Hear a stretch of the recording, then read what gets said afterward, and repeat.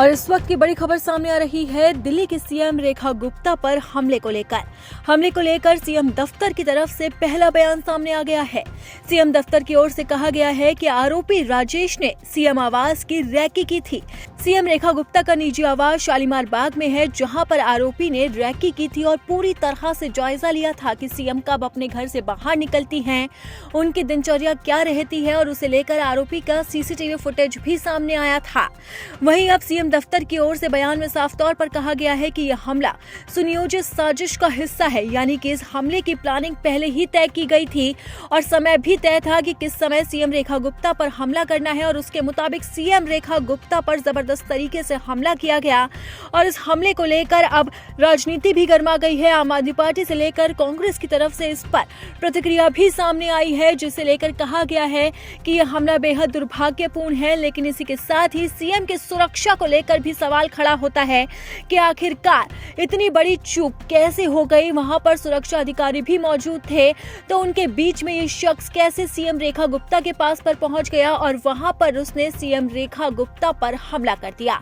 Media reports में ये बड़ा दावा किया जा रहा है कि सीएम रेखा गुप्ता को आरोपी ने थप्पड़ भी मारा, लेकिन बीजेपी ने इससे साफ तौर पर इनकार कर दिया है। बीजेपी का कहना है कि थप्पड़ नहीं मारा गया है, सीएम रेखा गुप्ता के साथ धक्का मुक्की हुई, जिसके बाद उनका सर जाकर टेबल पर लगा और उसके बाद उन्हें संभाल लिया गया। फिलहाल पुलिस ने आरोपी को गिरफ्तार कर लिया और आरोपी का नाम राजेश बताया जा रहा है और लगातार उससे पूछताछ की जा रही है। लेकिन इस बीच आरोपी की मां का बड़ा बयान भी सामने आया। आरोपी की मां ने इस हमले को सीधा आवारा कुत्तों पर कार्रवाई से जोड़ दिया है। आरोपी की मां ने कहा है कि राजेश कुत्तों से बेहद प्यार करता है और वो उसके लिए अस्पताल भी खुलवाना चाहता था। तो माना जा रहा है कि राजेश ने कुत्तों पर फैसले को लेकर सीएम रेखा गुप्ता पर हमला किया। लेकिन वहीं दूसरी ओर बीजेपी इसे प्लानिंग के तहत किया गया हमला बता रही है। बीजेपी के तमाम नेताओं का ये साफ तौर पर कहना है कि पहले से सीएम रेखा गुप्ता के आवास की रैकी की गई थी, उनकी पूरी तरह से किस तरह से उनकी दिनचर्या रहती है उसे देखा गया। उसके बाद प्लानिंग के तहत सीएम रेखा गुप्ता पर यह जोरदार हमला किया गया। बीजेपी सरकार में मंत्री प्रवेश वर्मा ने साफ तौर पर बयान में कहा है कि रेखा गुप्ता को चोट आई है, उनके कंधे, उनके हाथ और उनके सिर पर गंभीर चोट आई है। इसी के साथ ही उन्होंने कहा कि आरोपी के खिलाफ सख्त कार्रवाई होनी चाहिए।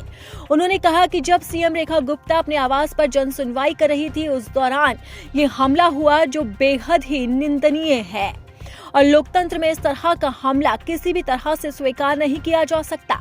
वहीं कपिल मिश्रा ने भी हैरान करने वाला खुलासा किया है। उन्होंने तो ये भी कहा है कि ये हमला एक राजनीति साजिश भी हो सकता है। अब भले ही बीजेपी इसे साजिश बता रही हो, लेकिन वहीं दूसरी तरफ लगातार सवाल ये उठ रहा है कि सीएम रेखा गुप्ता की सुरक्षा में ये चूक कैसे हुई और आरोपी ने उन्हें निशाना क्यों बनाया। क्या ये उसका निजी मामला था या फिर ये राजनीति का एक हिस्सा है?